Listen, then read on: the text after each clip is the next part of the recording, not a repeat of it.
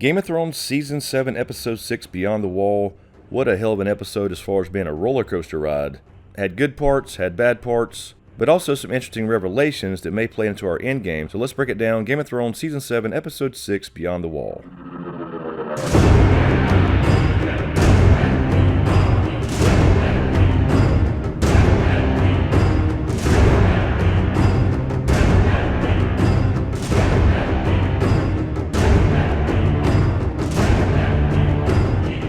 First open up with a table shot at Dragonstone. This is the table that Aegon the Conqueror carved in Dany's place. And the camera pans north and tells us exactly what's going to happen as we see the fire in the fire pit behind the table.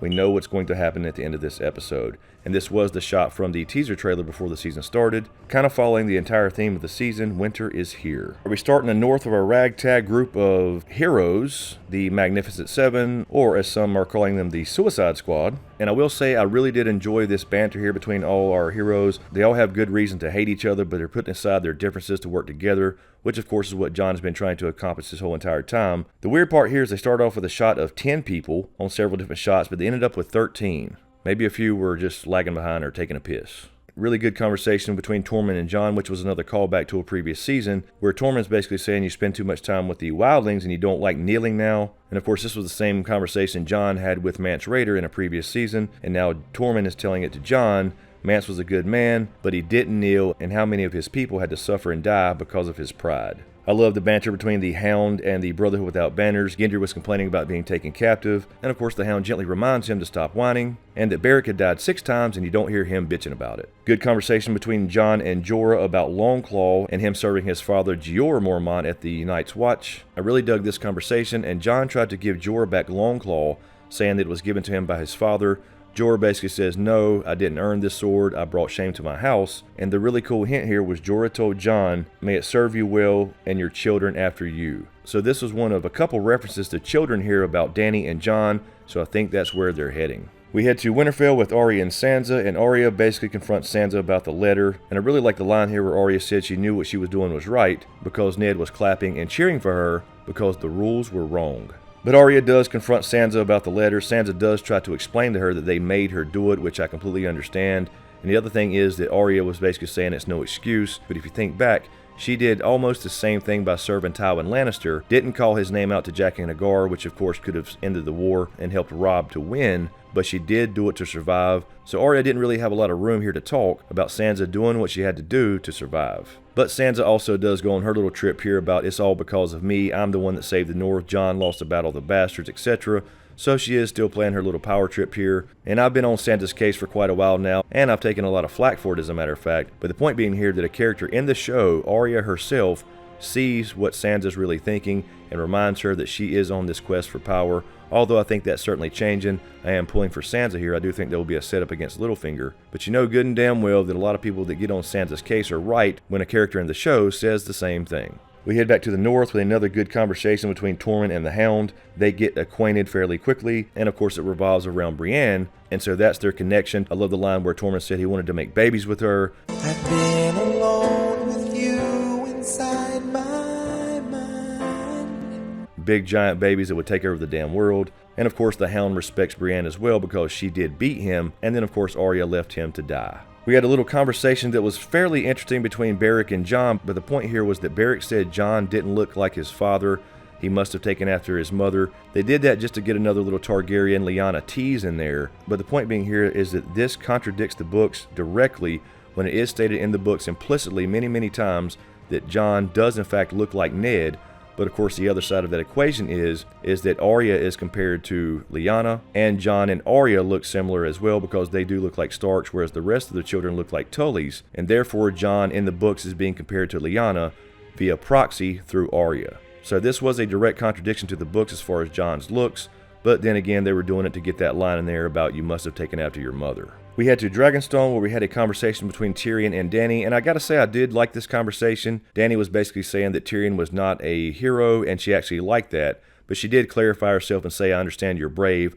I would not have chosen someone that was a coward to be my hand. Dany does bring up all these heroes, and it just so happens that all the people she mentioned had fallen in love with her at some point, including this Jon Snow. But the very interesting thing here again about this conversation was that Tyrion brings up the line of succession. It's mentioned again that Dany can never have children, and after the conversation that Jon had with Jorah beyond the wall about Longclaw and how that sword would serve his family well into the future, there's been too many references about her and having children, and we'll see it one more time within this same damn episode. We head back up beyond the wall, and now it seems to be a blizzard going on, and I didn't really understand this scene whatsoever about this white polar bear just randomly out by itself somewhere.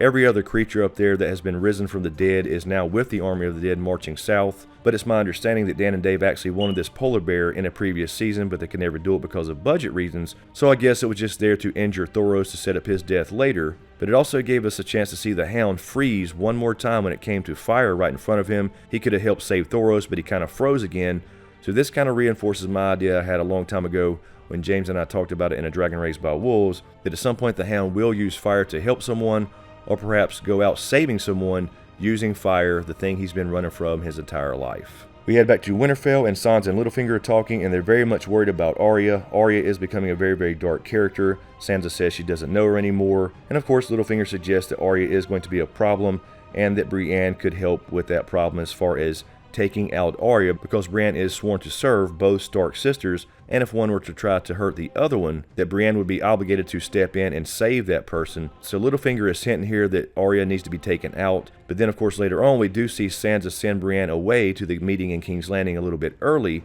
to get her out of there, so essentially she sent away her own protection. So this is why I think that Sansa is going to be playing Littlefinger here, and I do think she will prove to Arya once and for all that she is not going to betray her family, that Littlefinger's been doing it the entire time. We head back up north beyond the wall with Thoris and Jorah. Now Thoris of course has been injured by this polar bear. He's not looking so good here, but Jorah talks about the Greyjoy Rebellion and how Thoros was a legend running into the battle with a flaming sword.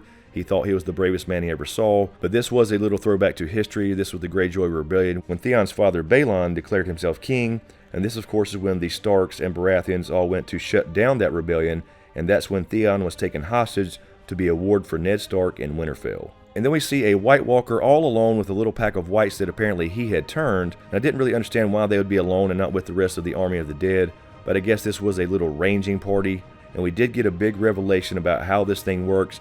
And this is another theory that James and I had talked about in A Dragon Raised by Wolves, kind of confirmed here, that if you kill the White Walker that turned the whites actually stop where they are and return to the dead right there on the spot. So this was actually confirmed. Jon kills the White Walker, and all the whites that were fighting the other members of our crew here all drop instantly. But of course, conveniently, there was one left which they do capture. And also another interesting revelation here are the behavior of the whites now. This white seemed to call out for help, and damn sure somebody heard it. Jon turns around and looks over the mountain, and he sees what's coming. He sees the damn storm. They know it's about to hit him, so he sends Gendry running back to the wall, apparently to send a raven to Daenerys on Dragonstone. And of course, this is what a lot of people had a problem with, was the timeline here. By the time they ended up on the frozen lake, apparently a day or two had passed.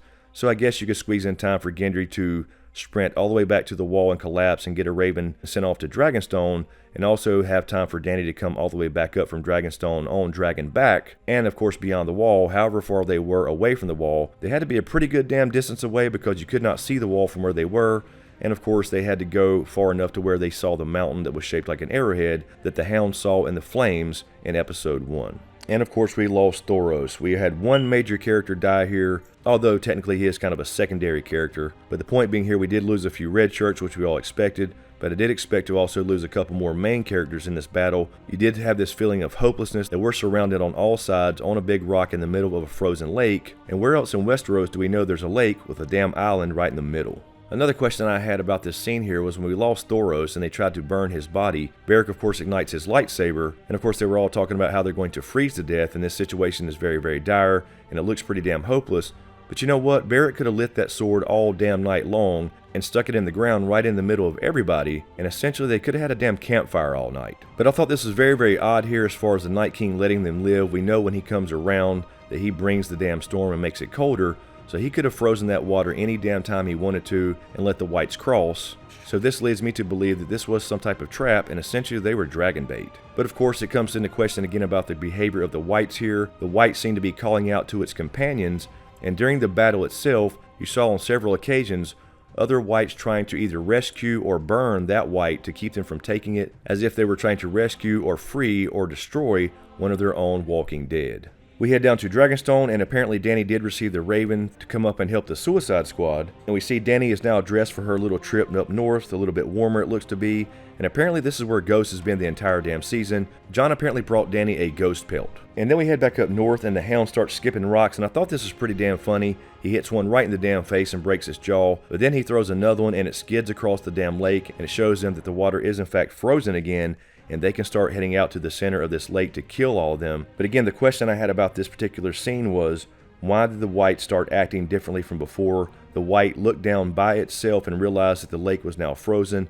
Now, was that the white on its own, or was that the Night King or a White Walker that controls that particular white looking down through him, as in some type of warging ability? But warging is a little bit different. That's something that people like Bran can do, the things that are alive. These things are in fact dead. They have been dead. They're just reanimated. So it brings into question how this whole thing works, and of course the revelation about cutting off the head of the snake, kill the Night King or the White Walker that raised that particular group of whites, and all the whites themselves die instantly. Again. One thing I really enjoyed about this is they kept the continuity with the dragonglass weapons. We did see Jorah in a previous episode load a box of dragonglass on the boat before they headed out, so we did see them pull out their dragonglass. We saw Jon, of course, with his Valyrian steel sword, so he didn't need it, but we did see Jorah with dragonglass daggers. We saw Tormund with a dragonglass type of axe, and the Hound pulled out 2 hatchets that looked to be dragonglass as well, and a couple spears as well for the red shirts. So this is something that certainly changed. To my knowledge before, the whites could not be killed by dragonglass, only fire, but now apparently they've changed this to where the whites are now able to be killed or stopped by dragonglass as well, so you don't have to actually cut them up and immobilize them because they would keep moving regardless. But again, the interesting thing here about this fight scene was that the other whites tried to rescue or either stop or perhaps even burn the white that was captured to prevent them from taking it. So what does that mean for our story? We do know that this is a hive mind mentality. George R. R. Martin has written about this before in his sci-fi works, but what does that mean for our story as far as the whites and White Walkers and how they're connected? So this was overall a pretty good battle scene. You had the Hound saving Tormund. I was holding my breath the whole entire damn time when Tormund was about to die, but the Hound did actually save him. And I thought that was pretty damn good after the conversation he had with the Hound earlier. I thought the whites were going to be scratching and clawing him Walking Dead style. But you got an overall feeling of hopelessness on this damn mission here and this battle, which is of course what they intended to do. They were completely surrounded on all sides. Jon says fall back at one point, and I'm thinking, fall back to where? There were technically 2 little rocks in the middle of this lake or whatever, so I guess that's what they meant, to the taller rock. And this is when they kind of emphasized that more and more whites were trying to save or rescue their white that was captured. So this indicates to me that the Night King knows what's going on. He does in fact have green seer abilities, and he is a proto-Stark. But then of course, during the hopelessness, they're about to all basically die here, and Dany does show up, and this was a fucking awesome looking scene here. The visuals were outstanding. We finally got to see Dragon Fire versus White Walkers, Ice versus Fire, a Song of Ice and Fire for that matter. So this was a pretty badass scene in my opinion as far as the battle goes between White Walkers and dragons, which we got to see a lot earlier than I expected. But of course the horrible news, we all were kind of waiting for it. We all kind of knew it was going to happen. We all at least speculated that we would in fact lose a dragon.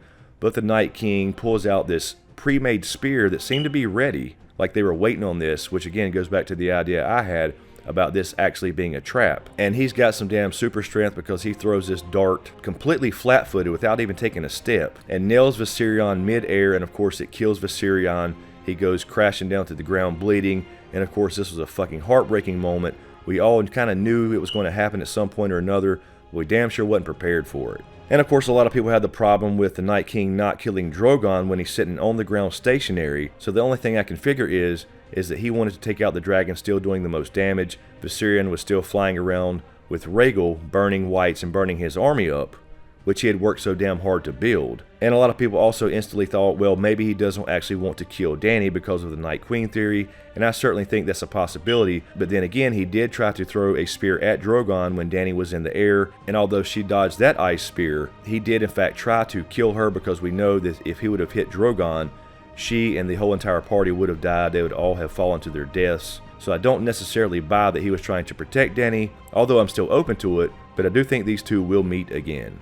So Viserion dies, slides into the lake, and Jon gets mad as hell and goes apeshit, and I think he was actually going to charge the Night King here. Tries to play the hero, just like Dany had talked about on Dragonstone, how they do stupid things and die. So of course the rest of the game makes it out alive. I was really surprised we didn't lose at least one or two more main characters.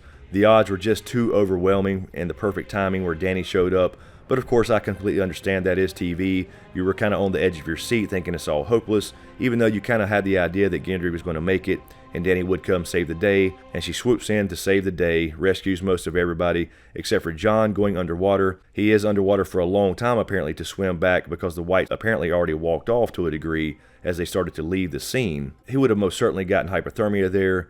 But then again, we kind of go back to the magical thing. Maybe the Stark blood in him has a little bit of immunity to cold, just like Targaryens have immunity to heat. Benjamin was basically just ready to die. He's been in this state between life and death now for the past, 6-7 years. He rescues Jon on his horse, who's still alive too, so apparently it's not too cold for horses. Throws Jon up on the horse and basically says there's no time, when in fact there was plenty of time for him to jump on the horse with Jon or just pull Jon up on the horse himself. But I think in this case it was a matter of Benjen just wanting to be put out of his damn misery. And I can't say I blame him. We head back to Eastwatch, and apparently Dany did fly over the wall with the White because the Hound was carrying the White to the boat, and apparently Beric's going to stay behind at Eastwatch with Tormund and the gang. The White would not have been able to go through the wall, through the gate at Eastwatch. We see Dany up on top of the wall for the first time in this show with Jorah. She is really worried about Jon. She essentially thinks he's dead. Drogon is out flying around screaming, actually looking for him, I think, here. I think he does have a bond with him after meeting him and sensing that Valyrian blood. So Drogon's still screaming. Of course, he's still pissed off as well about his brother. And of course, Rhaegal was nowhere to be found, and I'm sure that had to do with budget issues. But we do hear the Night's Watch blow the horn one time, and of course that means Ranger returning.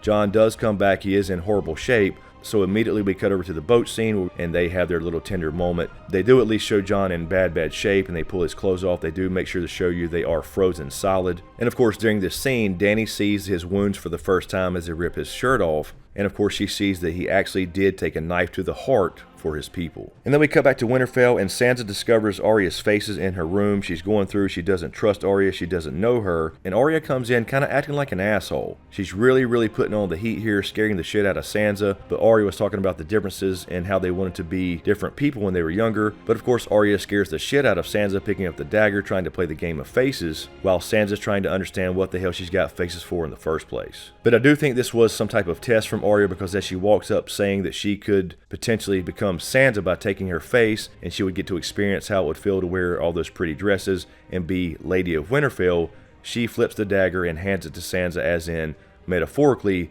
do with this what you will. Are you going to betray me and your family, or are you going to use it for another purpose? So I do think this sets up the idea where Sansa will decide to actually turn on Littlefinger, so I think he will finally meet his damn demise. We cut over to the boat scene, where I'm assuming they're going to head back to Dragonstone, because they do have to get the Unsullied together, the Dothraki, etc., as we saw in the episode 7 preview. But Dany and Jon share a little nice moment here where Jon apologizes after waking up and knowing that Viserion is now dead. Dany says she needed to see it, but again, they reiterate the idea here of her never being able to have children. So in this episode alone, there were 2 references to Dany not being able to have children, and 1 reference to Jon potentially having children from Jorah beyond the wall.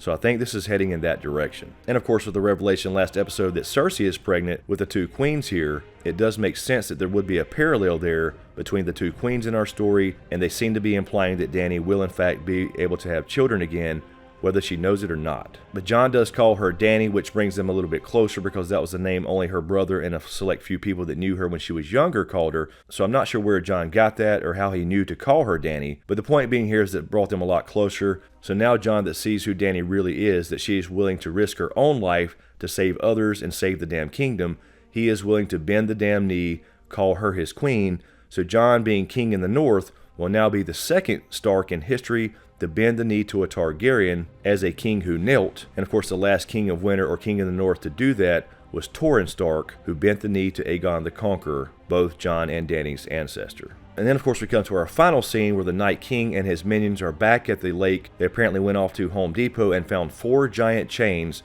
to pull Viserion out of the water and bring him back from the dead. So now he is in fact a white dragon. Now, I know a lot of people hated the idea of where they got these chains. I don't understand it either. A lot of people think that they could have gotten the chains from Hardhome, that they could have got them from Wilding somewhere at some point, and they had them stashed and ready to go. So to me, this does lend credence to the idea that the Night King had this plan in the first place, that he has some kind of green seer ability. He knew this was coming. This was all essentially a dragon trap, and he had these chains ready to go, as well as the ice spears that killed the dragon in the first place. But I digress. I'm not sure how they found these chains, because even if you think they went to some place like Horton, which was in fact a fishing village, only small boats would come in that little harbor there, and even the bigger boats out in the ocean wouldn't be carrying chains that big.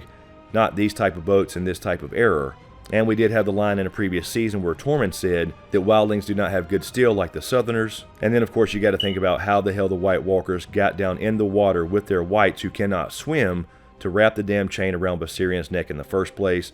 So I know a lot of people hated this. I would have been completely okay if they made some kind of ice chain, because they are ice demons. They can make ice spears. We do know they have a culture. They make armor, etc. But I don't know if they have the ability to make steel like that, especially that damn big, and then get down underwater with whites who cannot swim to wrap a chain around its damn neck.